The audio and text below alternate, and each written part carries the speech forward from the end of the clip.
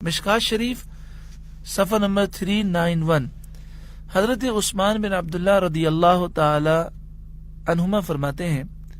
کہ میری زوجہ نے مجھ کو ایک پانی کا پیالہ دے کر ام المومنین ام سلمہ رضی اللہ تعالی عنہ کے پاس بھیجا، اور میری زوجہ کی عادت تھی کہ جب بھی کسی کو نظر لگتی یا کوئی بیمار ہوتا تو وہ برتن میں پانی ڈال کر حضرت ام سلمہ رضی اللہ تعالی عنہ کے پاس بھیج دیا کرتی، کیونکہ ان کے پاس حضور صلی اللہ علیہ وآلہ وسلم کے منہ مبارک تھے۔ آگے حدیث کے الفاظ دیکھیں، فَأَخْرَجَتْ مِنْ شَعْرِ رَسُولِ اللَّهِ صلی اللہ علیہ وسلم، وہ اس موقع پر منہ مبارک شریف نکالتی، وَكَانَتْ تُمْسِكُهُ فِي جُلْجُلٍ مِّن فِضَّةٍ، وہ چاندی کی ایک نالی کے اندر تھا، چاندی کی ایک ٹیوب میں تھا، فَخَدَتْهُ لَهُ، تو وہ اس پیالے میں وہ چاندی کی نلی وہ اس پانی میں گھماتی، فَشَرِبَ مِنْهُ مَرِيضٌ، اس سے مریض پانی پیتا اور شفا پا جاتا۔ یعنی منہ مبارک میں طاقت دیکھیں، منہ مبارک چاندی کی ٹیوب میں ہے اور حضرت ام سلمہ وہ ٹیوب پانی میں گھماتی، تو چونکہ اس چاندی کی نلی کو نسبت ہے منہ مبارک سے، تو یہ پانی جو اس چاندی سے ٹچ ہوتا اللہ تعالیٰ اس میں بھی یہ طاقت پیدا کر دیتا کہ جو پیتا اسے شفا مل جاتی۔ الاصابہ پہلی جلد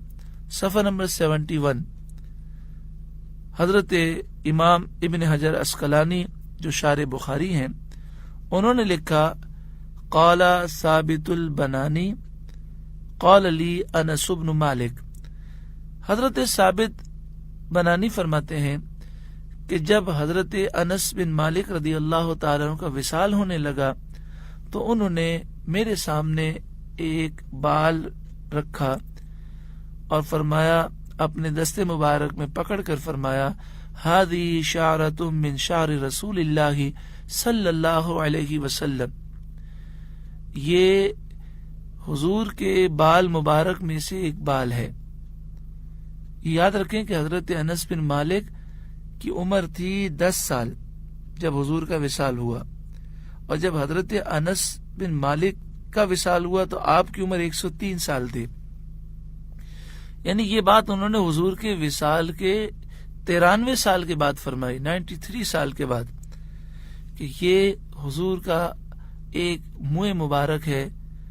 جب میں مر جاؤں فدعها تحت لسانی، تو مجھے دفن اس طرح کرنا کہ میری زبان کے نیچے یہ رکھ دینا، تاکہ اس کی برکت سے مجھے قبر میں برکتیں ملتی رہیں۔ قال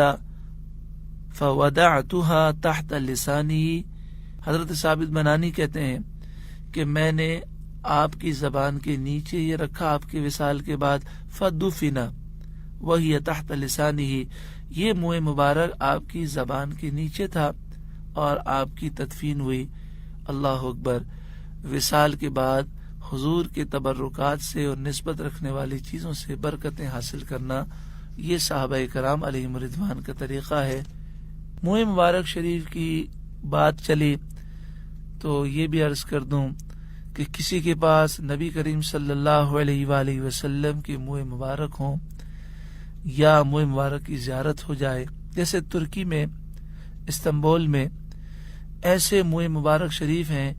جن کے بارے میں صحیح سند سے ثابت بھی ہے اور کئی ادوار سے مسلمان اس کی زیارت کرتے ہیں۔ تو اس طرح کہیں بھی منہ مبارک شریف کی زیارت نصیب ہو، ہمیں چاہیے کہ ہم اس میں تعظیم کریں، توقیر کریں، اور دل میں شک نہیں لانا چاہیے۔ ہمیں انشاءاللہ تعظیم و توقیر کا ثواب ضرور ملے گا۔ تو منہ مبارک شریف ہونا کتنی بڑی سعادت ہے، اس کا اس بات سے اندازہ لگائیے۔ بخاری شریف پہلی جلد صفحہ نمبر 29 حضرت محمد بن سیرین رحمۃ اللہ تعالی علیہ فرماتے ہیں، قلت لعبیدۃ عندنا من شعر النبی صلی اللہ علیہ وسلم، حضرت امام محمد بن سیرین کہتے ہیں جو تابعی بزرگ ہیں، میں نے صحابی حضرت عبیدہ سے عرض کیا کہ ہمارے پاس نبی کریم صلی اللہ علیہ وسلم کے منہ مبارک شریف ہیں، اصبناہ من قبل انس او من قبل اہل انس، یہ ہمیں حضرت انس کی طرف سے یا ان کے گھر والوں کی طرف سے ملے ہیں۔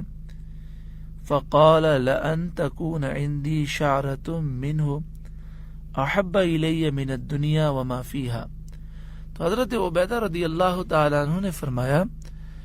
کہ اگر نبی کریم صلی اللہ علیہ وسلم کا منہ مبارک میرے پاس ہو تو مجھے اتنی محبت ہے